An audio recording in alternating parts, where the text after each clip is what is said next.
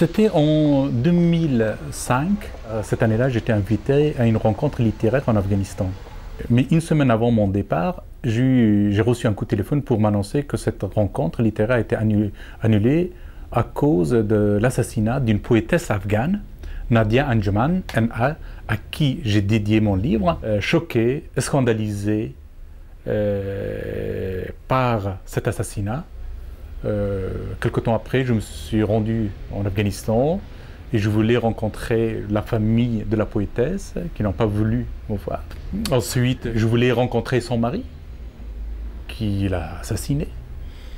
À ce moment-là, il était en prison et en prison, il s'était injecté de l'essence dans les veines pour se suicider. Et donc, il était dans le coma à l'hôpital.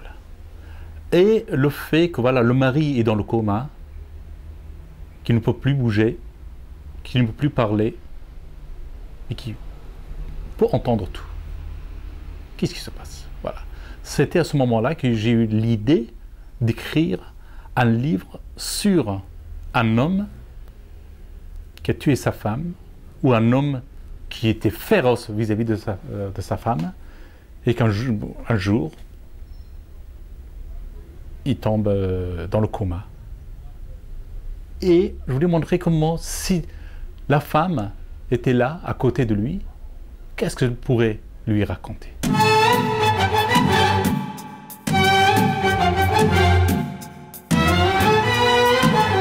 Je touche le sujet tabou dans ma tradition culturelle, dans ma tradition religieuse, etc. En Afghanistan, on a du mal à parler de l'intimité. On a du mal à parler de la sexualité. En littérature, de cette manière, de l'intimité, de la sexualité féminine en particulier. Donc, il me fallait justement une autre langue pour décrire tout ça. Parce que la langue maternelle, quoi que l'on fasse, elle impose ses tabous, ses interdits, sa pudeur.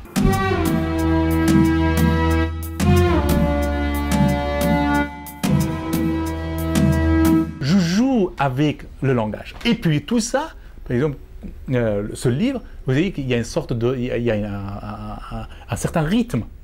Et tout simplement parce que j'écris ce livre en écoutant en boucle un lied de Schubert qui s'appelle le double. Il s'appelle dans le chant de cygne, dans son album de chant de cygne, il y a un morceau qui s'appelle, un lied qui s'appelle et là, le rythme, le silence, tout est accordé. Moi, personnellement, je ne suis pas féministe ni sexiste. Moi, je défends la femme au même titre que je défends justement un homme, donc de genre masculin. Je parle de la condition humaine, c'est tout. Pendant la guerre, les hommes, les filles qui ont une arme, ils ont l'impression qu'ils ont tout le pouvoir. Dans le roman, justement à un moment donné, je dis ceux qui ne savent pas faire l'amour font la guerre. Évidemment, mais par contre, je ne sépare pas justement la condition féminine de la condition culturelle afghane. Ça, il ne faut pas oublier non plus quand même. L'Afghanistan est un pays musulman avec justement une éducation très restreinte, très traditionnelle et très fondamentaliste ces derniers temps. Aussi, ça poussait justement la société afghane vers cette société phallocrate.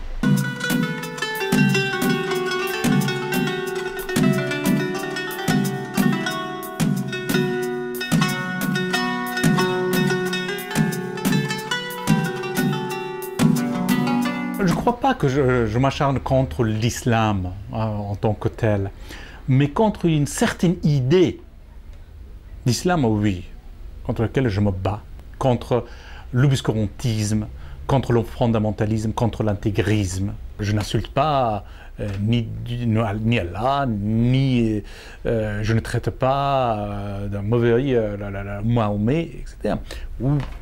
Mais j'ai une certaine lecture de l'islam et de textes coraniques qui est très très proche de la lecture mystique des grands mystiques perses de 13e, 14e siècle.